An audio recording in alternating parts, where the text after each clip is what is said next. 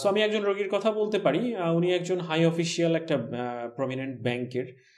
যখন এসছিলেন, আসার পর ওনাকে দেখে বা হিস্টোরি নিয়ে যেটা বোঝা গেল যে উনি কয়েকটা জায়গায় থেরাপি নিয়েছেন। তার মধ্যে শেষ যখন উনি বাসায় এনে একজন ফিজিওথেরাপিস্টের মাধ্যমে ট্রিটমেন্ট নিয়েছিলেন, তো যিনি থেরাপিস্ট ছিলেন তিনি আসলে একজন একদম ডিপ্লোমা লেভেলের নন, ব্যাচেলর লেভেলের এবং একটা ভালো স্কুল থেকেই পড়াশোনা করা ডিগ্রিধারী একজন। আমি জাস্ট জানতে চেয়েছিলাম যে কে করাচ্ছেন।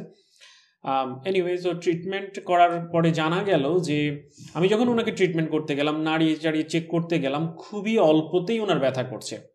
এবং এই ব্যথাটা মানে শোল্ডার জয়েন্টের ভেতরেও না, ইভেন আর্মের মধ্যে, নার্ভের মধ্যে যে সুপারফিশিয়াল স্কিনে টাচ করলেও ওনার ব্যথা হচ্ছিল। তো স্বাভাবিকভাবে আমি আর একটু জানতে চেয়েছিলাম কী করেছে, আপনাকে কী ধরনের থেরাপি দিয়েছে, কী টান করেছে। কিছু মানে যেটা পরে বোঝা গেল যে ওই ভদ্রলোক তার হাতে গামছা বেঁধে টানাটানি করতো, গামছা বেঁধে পা দিয়ে নিচ থেকে হাতটা টান দিতেন যাতে এটাকে উঠানোর জন্য, ছাড়ানোর জন্য। এবং এটা করতে গিয়ে যেটা হয়েছে, যেহেতু ফ্রোজেন শোল্ডারটা আসলে এভাবে টেনে ঠিক করার জিনিস না। আমি একটা চমৎকার উদাহরণ দিতে পারি। ফ্রোজেন মাংস ফ্রোজেন আছে, এই জিনিসটা কিন্তু আমরা সবাই জানি যে হ্যাঁ, গরুর মাংস রাখলাম ফ্রিজে, ফ্রোজেন হয়ে গেছে, এখন আমি মাংসটা রান্না করবো কয়েকদিন পরে। তারপর কি করছি, আমরা মাংসটাকে কিন্তু বের করে এনে হয়তো ঠান্ডা পানিতে রেখে দিলাম এবং এটা সময়ের সাথে আস্তে আস্তে আস্তে করে এটা ছাড়াবে। এখন কেউ যদি খুব দ্রুত খেতে চায়, সে কিন্তু গরম পানি দিচ্ছে, একটু হাত দিয়ে টানাটানি করছে, তখন কি হয়, ফাইবারগুলো একটু ছিঁড়ে যাচ্ছে, হ্যাঁ, মাংসের কিছু ফাইবার ছিঁড়ে যায়। সো জিনিসটা তাই, ফ্রোজেন শোল্ডারটা ফ্রোজেন হয়েছে, এটাকে ছাড়ানোর একটা পদ্ধতি আছে এবং এটার সাথে সময় দিতে হবে। আমি যদি খুব জোরে টানি, এর ফাইবার ছিঁড়ে যাবে। আর যেহেতু ফ্রোজেন মাংসের ক্ষেত্রে ওটা কিন্তু একটা মৃত মাংস, এটা যেহেতু একটা লিভিং বিং, এর মাঝখানে নার্ভ আছে, এর মাঝখানে ব্লাড সার্কুলেশন আছে।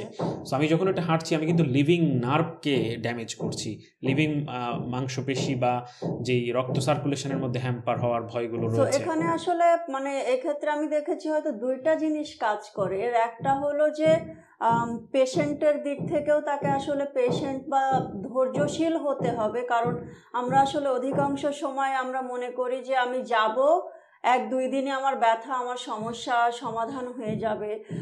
তো আসলে যে কোনো রোগের ক্ষেত্রে, স্পেশালি ফ্রোজেন শোল্ডারের ক্ষেত্রে সময় এবং পেশেন্স এটা খুবই ইম্পর্ট্যান্ট পেশেন্টের ক্ষেত্রেও, এবং যিনি চিকিৎসক, থেরাপিস্ট বা ডাক্তার যিনি এটা ট্রিট করছেন, যে you have to allow time. এটা আসলে কোনো কুইক সলিউশন নাই, এবং যেটাই আসলে কেউ কুইক সলিউশন দিচ্ছে মানে এটা আসলে একটা গিমিকি বলে আমি মনে করব। ইভেন অনেক রোগী, আরেকজন রোগী এরকম বলছিলেন যে আমি ওনাকে যখন জিজ্ঞাসা করলাম, আপনাকে যখন টানহাইজটা করছিল, আপনার যে ব্যথা লাগছে, আপনি কি ওনাকে বলেননি? তো বললো যে হ্যাঁ, আমি বলেছি যে আমি এরকম অবস্থায় নিলে ব্যথা লাগছে। সো তখন ওনারা বলেছে যে একটু ব্যথা লাগবে, না হলে এটা ঠিক হবে না, which is actually not true. So ব্যথা লাগার একটা ব্যাপার আছে, বোঝার ব্যাপার আছে। হয়তো আপনি স্ট্রেচ করবেন আপ টু সার্টেন পয়েন্ট, তারপর জায়গাটা pain is our body's way of telling us something is wrong, so pain is not gain. এটা আসলে আমরা এটা একটা ভুল ধারণা করি যে ব্যথা পেতে হবে সুস্থ হতে গেলে। সো আমরা যখনই আসলে ব্যথা বাড়িয়ে দিচ্ছি, তখন কিন্তু ওই জায়গায় ইনফ্লামেটরি প্রসেসটা আরও বেশি বেড়ে যাচ্ছে, এবং সেটা আসলে ফ্রোজেন শোল্ডারের ক্ষেত্রে রিকভারিটা আরও বেশি হিন্ডার্ড হচ্ছে। এবং